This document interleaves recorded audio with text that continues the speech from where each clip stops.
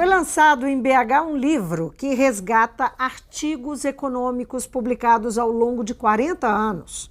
Com abordagens e contextos diversos, os artigos tratam da dependência financeira do país que há décadas alimenta um ciclo de crises. As contas do Brasil são da sua conta. Foi organizado pelo jornalista Raimundo Pereira, ex-editor da revista Realidade e dos jornais Opinião e Movimento, veículos que fizeram história no jornalismo brasileiro, os dois últimos marcos da imprensa independente durante os anos de chumbo. Muito obrigada, Raimundo, por vir ao Mundo Político. Obrigado pelo convite. Raimundo, por que reunir esses artigos de um período tão extenso, não é? 40 anos? Primeiro, assim, porque eles, de certa maneira, contam a nossa história. Porque são ligados a uma preocupação central das publicações que, nesse campo mais popular, chamado alternativo, eu e vários companheiros participaram, né? Então, hoje, muita gente, tendo em vista que o mundo parece integrado completamente, a questão da independência nacional parece um anacronismo, né? E não é. Ela não é visível. Por isso que um trabalho jornalístico, porque nós não fizemos isso para dar aulas para ninguém, nós fizemos reportagens. São 10 trabalhos que foram publicados na imprensa. Qualquer pessoa que fizer algum esforço para se interessar, ela vai aprender, porque também não é um tema que não evoluiu no tempo. Em 72, a movimentação dos capitais pelo mundo não tinha a velocidade de hoje. Você, com o celular, você movimenta a sua conta. 72, porque o primeiro artigo data... O primeiro artigo... Desse ano. De 1972. Uhum. E o último... Pleno regime militar. Pleno regime militar, auge do chamado milagre econômico. E o último artigo é a crise do governo Dilma, provocada, no nosso entender, no fundo, isso antes de o impeachment atrair um bando de outros interessados em derrubar o governo, provocada por um problema de o agravamento das contas do país, do seu equilíbrio. Vamos tentar entender de uma forma simples, né? Na medida do possível, porque economia tem sempre... falando com o jornalista, eu acho que a gente escapa do economês. Vamos lá. Por que dependência financeira? O que é essa dependência financeira que perpassa tantas décadas em diferentes regimes? Né? O primeiro é de 1972, em pleno regime militar, e depois nós estamos num processo de redemocratização, o finalzinho do regime, depois a redemocratização, depois governos Fernando Henrique, Dilma, Lula e Dilma. Por que perpassa tudo isso? Vou pegar um exemplo bem atual. Né? Teve a crise dos caminhoneiros, certo? Qual foi o problema do Pedro Parente? Ele subiu, né? Há 2 anos atrás, caiu há poucos dias, né? O Temer chamou e ele, como ele pensa assim, ele disse, não, vamos ajustar o preço do petróleo de acordo com o preço do mercado internacional. E como o preço do petróleo no mercado internacional oscila, houve reajustes sistemáticos. E enfrentamos um período que o petróleo subiu de cerca de $40 o barril para uns 70, onde ele está atualmente, tá certo?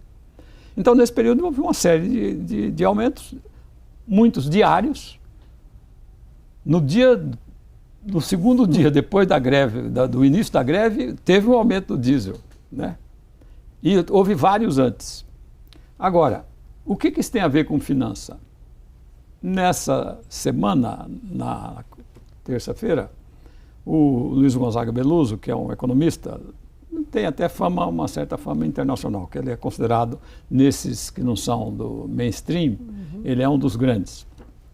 Ele diz assim, quem pensa que o mercado é que nem uma feira livre, não sabe o que é o mercado do petróleo. O mercado do petróleo são 3 grandes exportadores hoje, porque as coisas mudam também. Os Estados Unidos não eram importadores, era um grande importador de petróleo. Hoje os 3 maiores são a Arábia Saudita,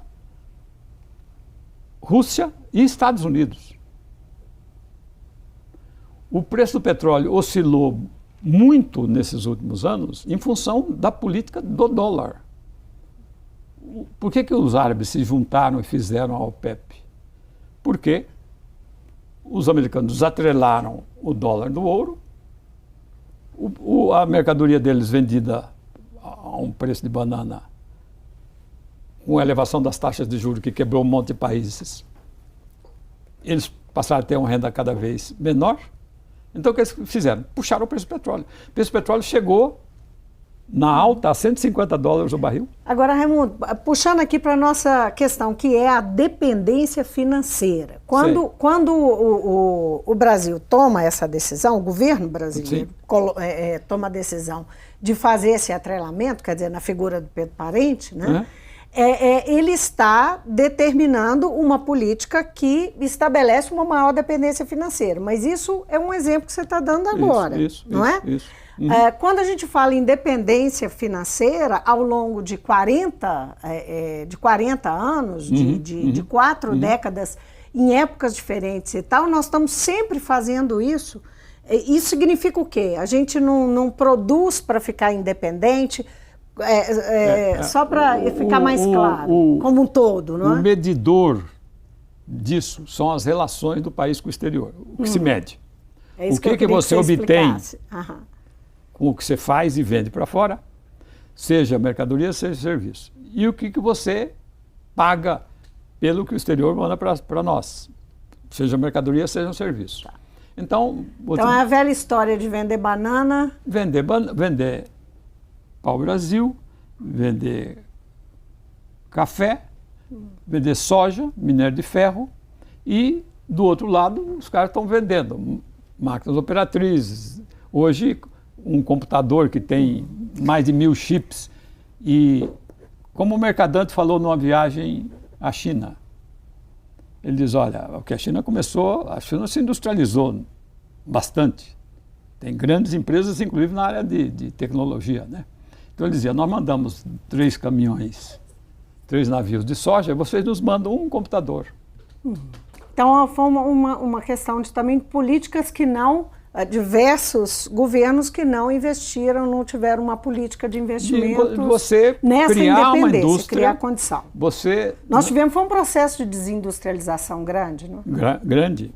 E tivemos também um tipo de industrialização que não foi as raízes da dependência. Por exemplo? Tipo, a mudança que houve do regime da era Vargas, que termina com o Jango, com o golpe militar, os militares fazem uma indústria, trazem a indústria estrangeira de bens de consumo duráveis, né? Eles não foram no caminho, você tinha, fabricava caminhões, você tinha a Fenemé, né? Você traz a Volkswagen. Agora, a Volkswagen você tem que pagar o lucro, e você tem que ter, como eles não tinham na época, petróleo, né? Então, quando você olha, pega a agricultura brasileira, que digamos é um modelo. Muita gente diz, o Brasil devia se especializar nisso. Mas você está fazendo a agricultura brasileira com o quê? Com que máquinas? Você não está fazendo hoje com o peão carpindo cada pedaço de chão. Você está fazendo com máquinas alugadas. O Brasil tem um déficit de 20 bilhões de dólares por ano de aluguel de máquinas. Nós devemos alugar uns 3, 4 Foles velhos para o Paraguai. O que são? São grandes empresas que...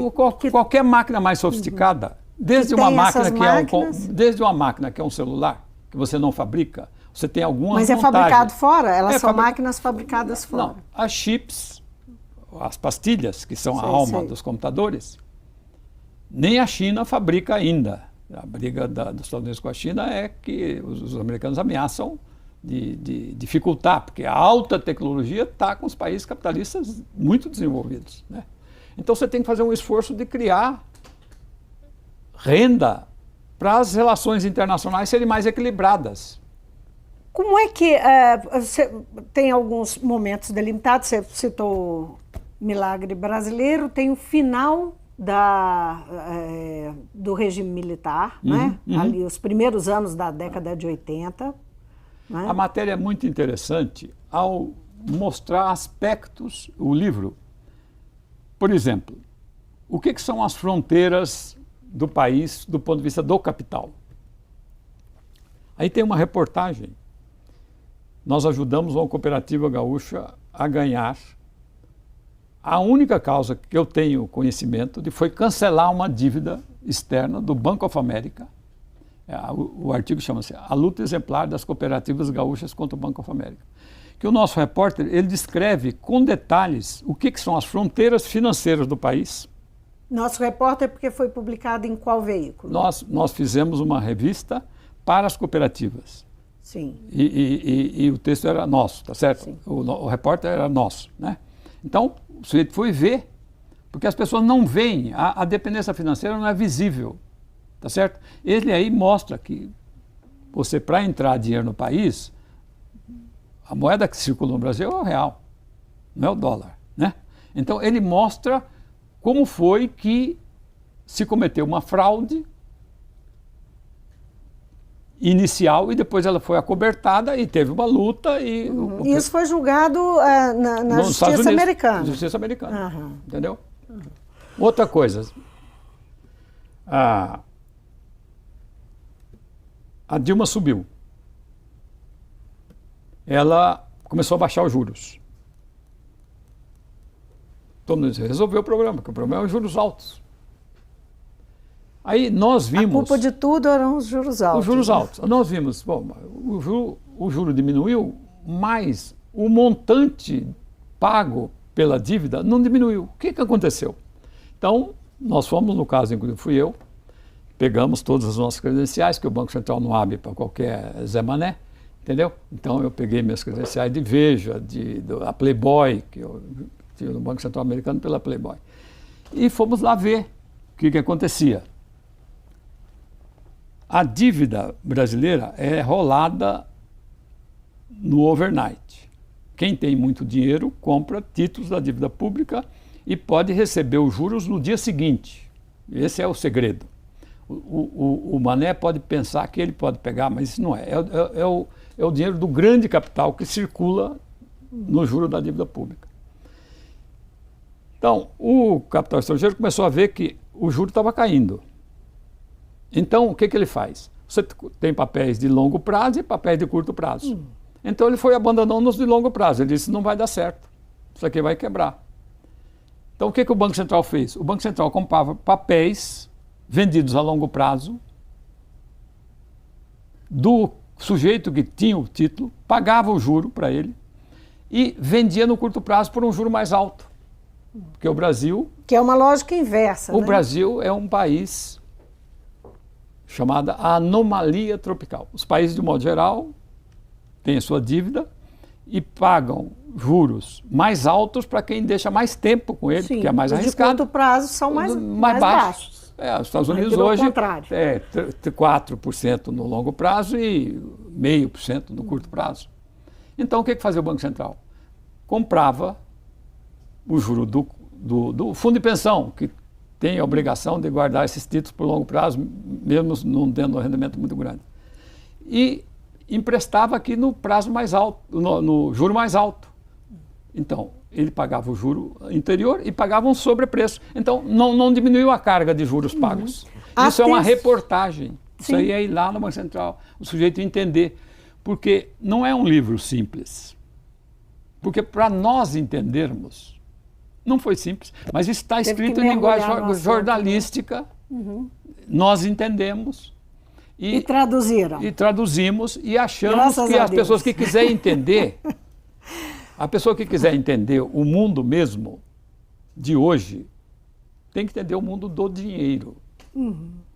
Para ver como é que as coisas funcionam, né? Agora, só para as pessoas terem ideia, esse livro aqui, ele mostra também outros momentos. Tem um momento do período Fernando Henrique, não é? O momento da quebra mesmo, né? Isso. Quando o Brasil quebrou em 98. Tem o período do Lula, não é? Isso. Eu queria que, especialmente sobre o período Lula, que é tratado como um período de bonança, como é que o artigo que vocês selecionaram, que você selecionou, trata Nós temos essa realidade? No final tem essa, que é a capa, Lula e Dilma andando dentro do palácio em direção a um... Vamos ver se enquanto você fala, eu localizo a foto aqui, que ela é interessante mesmo. Em direção... Olha se vocês conseguem mostrar aqui, enquanto a gente Em direção a um precipício. Não, ok, está lá. É uma montagem, né? Na verdade, quer dizer, nós pegamos uma foto dele, depois cortamos ali aquela escadaria lá do Planalto, aquela rampa. Então, esse é um exemplo. Nós também pegamos, na época do Fernando Henrique... Tá, só para entender, isso aqui está indicando que tinham sinais, claros, né, de que essa questão não tinha sido enfrentada. Isso. E que o país ia ter uma nova crise. Isso, tanto que nós também, pouco depois, nós suspendemos a publicação, porque nós achamos que é uma crise muito grande, nós tínhamos que achar um outro jeito. Aí a ideia de fazer um semanário é porque... Nós achamos que uma revista mensal, num período de multiplicação de informações, precisava uma equipe maior de profissionais para você primeiro, ter uma equipe, jornalistas, colaboradores, editorias, e para poder fazer, além do semanário, alguns blogs, né, para você atacar o dia a dia, porque uma pessoa sozinha não faz. Então, você está falando do semanário, na verdade, eu não fiz referência ainda a esse semanário que você está encabeçando aí um movimento para criar, né? Isso. Esse trabalho aqui, ele está dentro desse semanário, nós vamos chegar lá, eu queria só explorar um pouquinho mais essa história aqui. Você acha que... aqui nós temos, digamos, uma crítica, um olhar... não muito favorável, né, à economia brasileira. Você acha que alguma coisa avançou no Brasil nesses 40 anos da economia? Você faria o mundo é que avança. E o Brasil não acompanha no ritmo. Não acompanha. Né? E não acompanha principalmente no ritmo dos que mandam. Tá certo?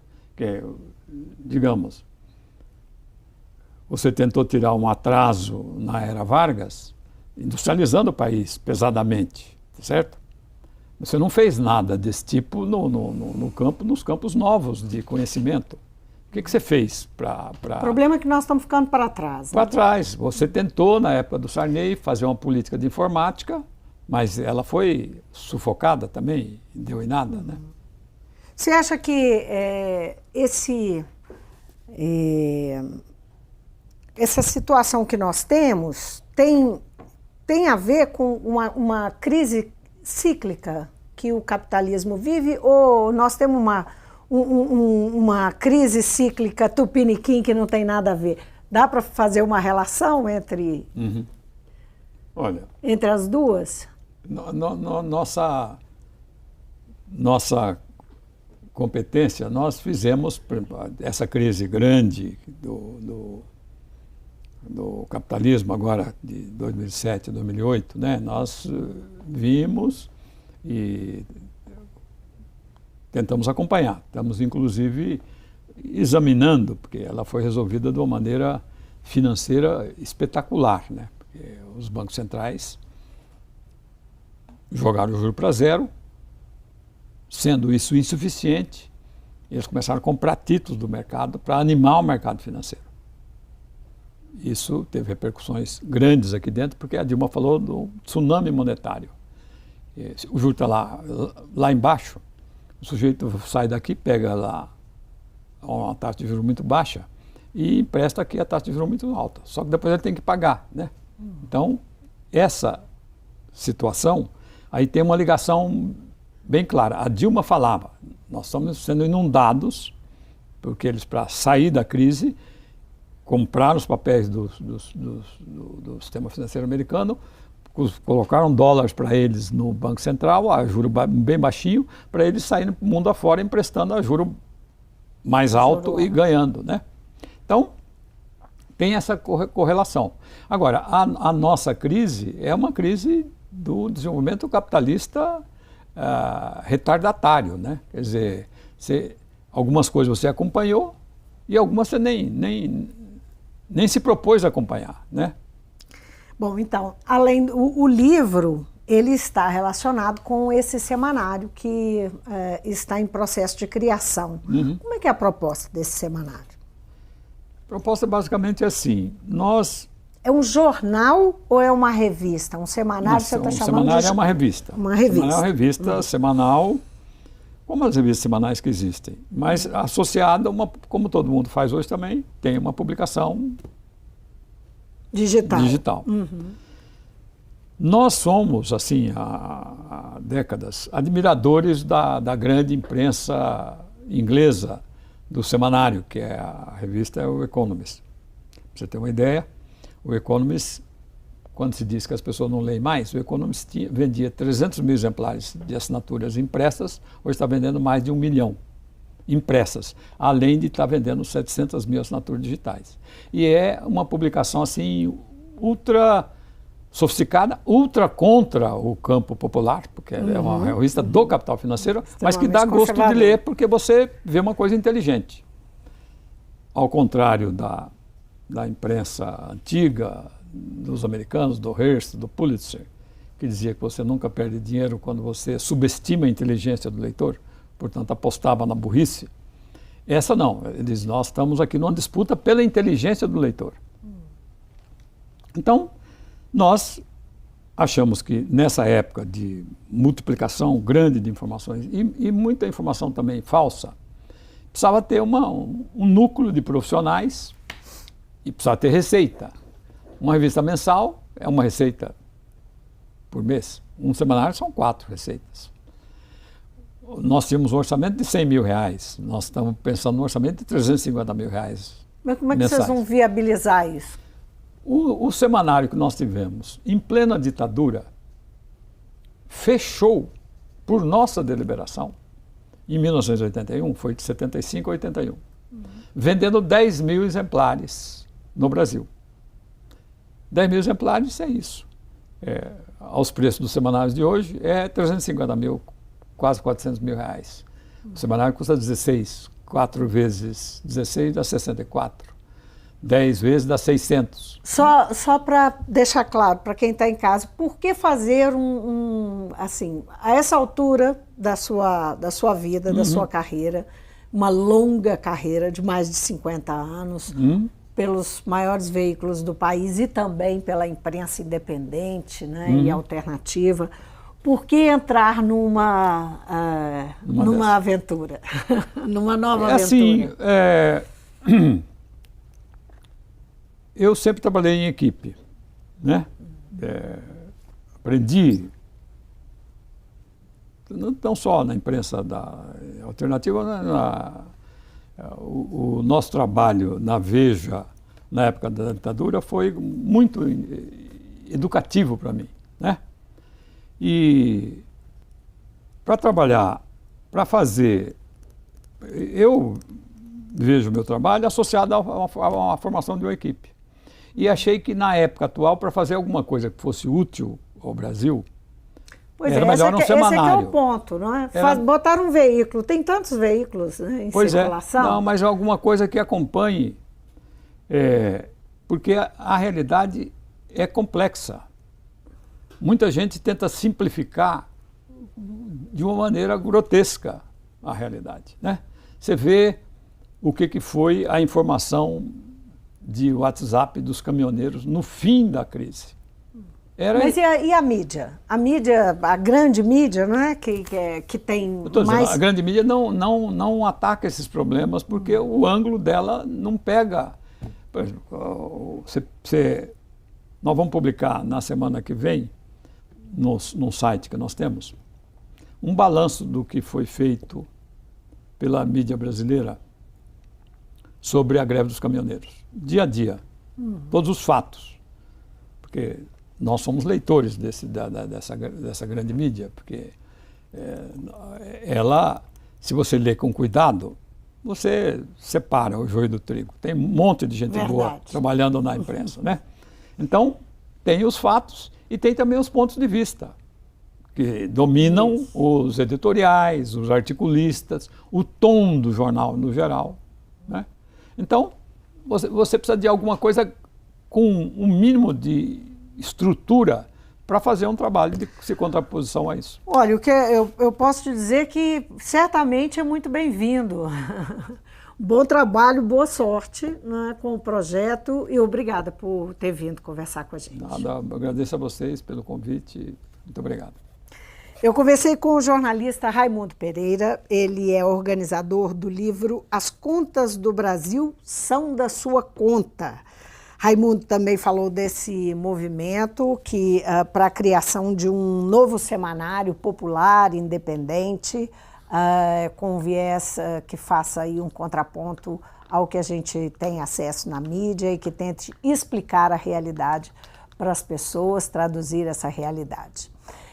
O Mundo Político fica por aqui. Obrigada por nos acompanhar e até o próximo programa.